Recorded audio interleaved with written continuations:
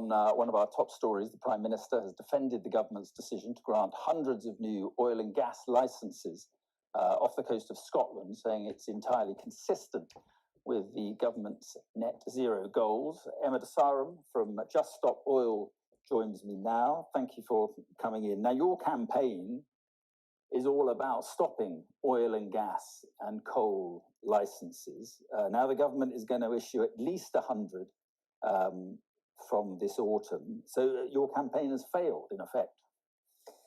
Well, thank you for having me on today. I mean, the news is just, it's a betrayal, really, isn't it? Of the younger generations, of those least responsible for the climate crisis. I mean, it's not news. I mean, we had signals that the government were going to be issuing these new licenses back in October. But it's just lies. And I think, you know, the British public today should just be absolutely outraged by this criminal government. And I think it's just more and more evidence that Rishi Sunak is a climate criminal. But they say it is within their net zero plans. They've allowed for this in their net zero plans. I mean, it's just a lie, isn't it? I mean, we've got the most credible scientific authorities, the Intergovernmental Panel on Climate Change, the United Nations Secretary last week saying that the world is not warming, it is boiling. And any idea that, you know, new oil and gas is compatible with net zero is just a lie. Like, we are being lied to, and it's not the first time we've been lied to.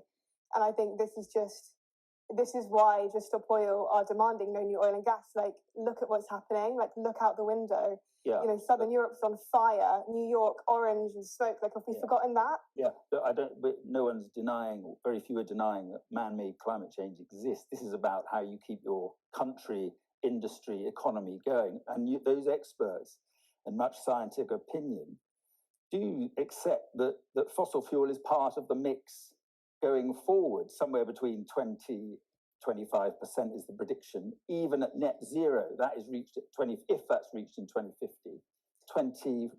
15 to 25 is the sort of prediction of what will be needed when it comes to fossil fuel. It is very much part of the mix. Do you accept that it's a part of the mix at all?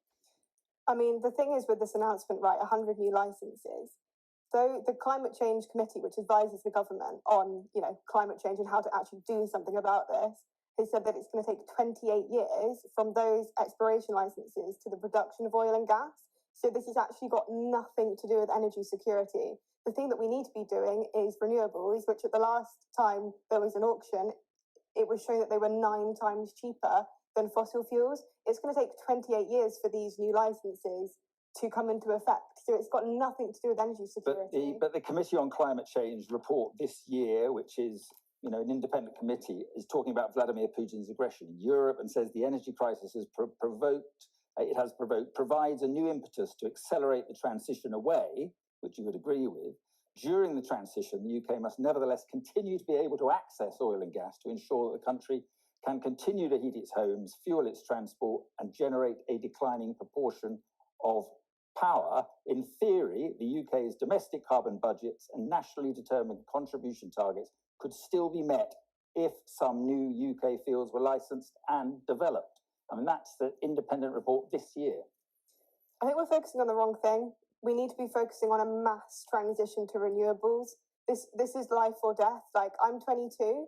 By the time by 2050, by the time I'm 50, there's going to be over 1.2 billion people who are unable to live where they currently are because of climate change, because it's going to be uninhabitable. Like, people are leaving their homes right now. People are losing everything they love because of fossil fuels. And the announcement today is an absolute betrayal of my generation, of everyone who is least responsible for this. And I would encourage everyone watching this, everyone who cares, everyone who feels betrayed, to join us, juststopoil.org, and join us to demand a transition. But the perspective here is that the UK is decarbonising quicker than other G7 countries, has some of the largest offshore wind farms. And key here is that the UK is responsible for less than 1% of global emissions. Because we export a lot of our emissions. Look, there are hundreds, thousands of authorities who are saying no new oil and gas, okay? The people and the institutions who agree that no new oil and gas is incompatible with a safer climate, the International Energy Agency, the Intergovernmental Panel on Climate Change, the United Nations Secretary, the British Medical Association, Oxfam, the Quaker. I could go on.